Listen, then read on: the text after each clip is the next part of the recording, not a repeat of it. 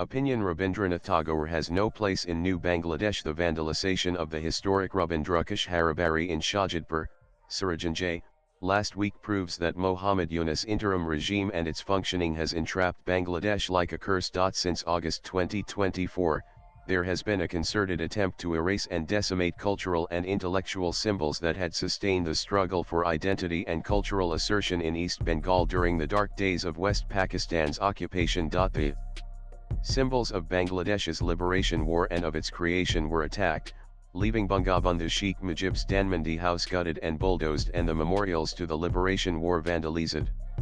Similarly, the attack on the Rabindranath Harabari Museum in Sarajanjay is a clear assault on those cultural symbols and icons that have inspired, sustained, and defined Bangladesh's aspiration to remain distinct from the sapping tentacles of Pakistan and its proxies who wish to erase, beyond redemption, Bangladesh's cultural and linguistic identity and core. Gurudev Rabindranath Tagore, till the other day, was the tallest cultural icon of Bangladesh. In a sense, he still continues to be an icon, for the beleaguered and imprisoned intelligentsia of that country. For generations his poems, songs, essays, and thoughts have sustained the East Bengali intelligentsia.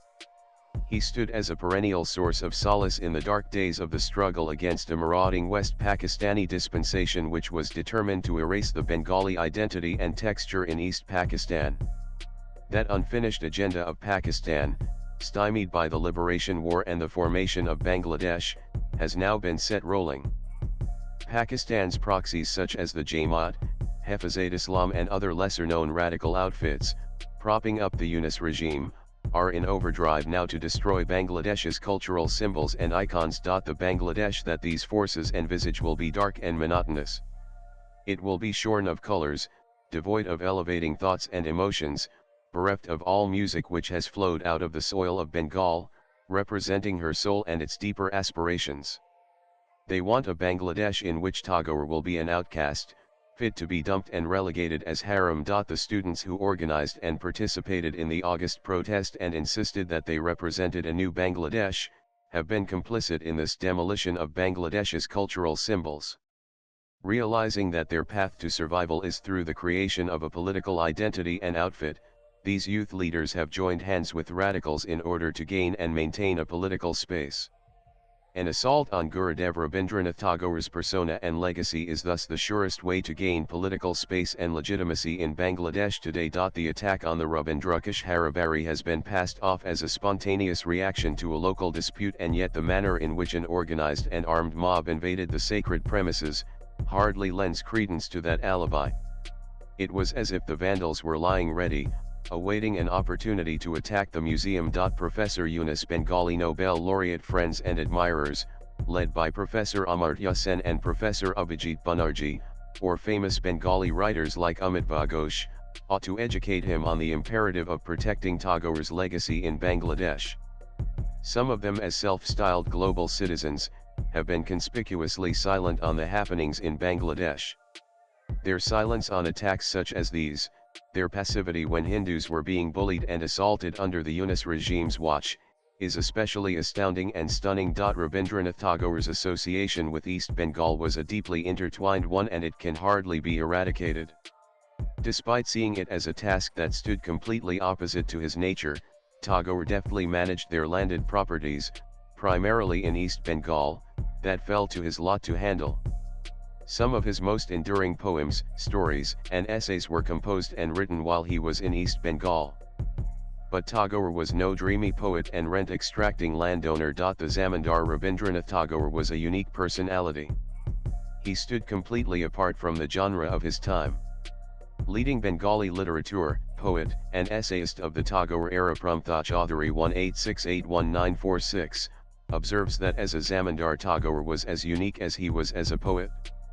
The welfare of the cultivators, village reform and development, improvement of local infrastructure, public health, roads, education constantly preoccupied Tagore on his sojourn in East Bengal in places like Siladah, Padisar, Sarajanjay, places in which he had estates and houses. It was in Padisar that he put his entire Nobel Prize money of then Rs 1 lakh to start a cooperative bank for the benefit of peasants and cultivators. His travels, stay and work as a zamindar and poet in East Bengal, span a period of nearly 5 decades. The Vandals of Sarajanjay or their ideological patrons would hardly know of this past or care for it. In their new Bangladesh both Tagore and his anthem are to be exiled. In a captivating Bengali tract Zamindar Rabindranath, veteran journalist Amit Chaudhary tells us that Tagore did not go to rural Bengal with a zamindari mindset, he went there and took up the responsibility as a worker for his country's welfare, as a Swadesh Hitashi.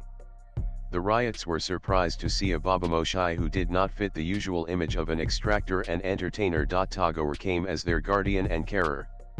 He worked to make these riots and those dependent on him self-reliant. He strove to awaken their inner strength Atmashakti and to make them stakeholders in the mission of enriching Bengal's unique soil. Tagore developed most of his ideas of rural development and empowerment during these years.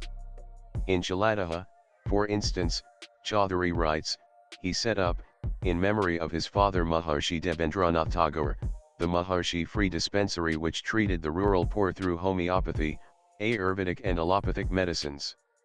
Quinine would be distributed for free and Tagore would himself treat patients at times. In Padisar, Tagore established a large hospital. The first ever health cooperative in India to be started was the one set up by Tagore in his estate in East Bengal. Writing to Pramtha Chaudhary in 1917, Tagore observed how the hospital was catering to a large population beyond his estate and benefiting them. This joy rises above all my wants, Tagore wrote to Pramtha Chaudhary. Gurudev's letters during this period describing the work in his estate, indicate, writes Amit Chaudhary, that Tagore worked with the aim of establishing a dharmarajya among the peasants and never calculated his losses and gains. He was pledged to their welfare alone. In every village in his estate Tagore founded a free school and in Padisar came up a minor school which later became high school. Village roads were improved, drinking water arrangements were made and the villagers were imparted training in weaving. Tagore's varied initiatives saw a visible improvement in the condition of the people. In later years Gurudev would recall the deep satisfaction that this work gave him. He kept an open house for the cultivators and peasants. His doors were never closed for them. They in turn adored and admired him. For one who grew up cloistered in the corners of a room, to me the experience of a village was new. But this work has given me great satisfaction, it enthused me, I acquired the joys of carving out a new path. Gurudev wrote years later. Reams can be written on his work among the people of East Bengal. Swipe left for next video. Who knows, perhaps the Rabindranath Haribari Vandals are descendants of those same families who must have once benefited from Gurudev's benign presence and work. Who knows, perhaps Muhammad Yunus' ancestors were cultivators and riots in Tagore's estate. Who knows, perhaps they were the recipient of his elevating vision and of his sublime action. But that memory is being forcibly erased, the possibility of it being resisted. In the new Bangladesh that the self-styled August revolutionaries wish to create, Rabindranath Tagore has no place.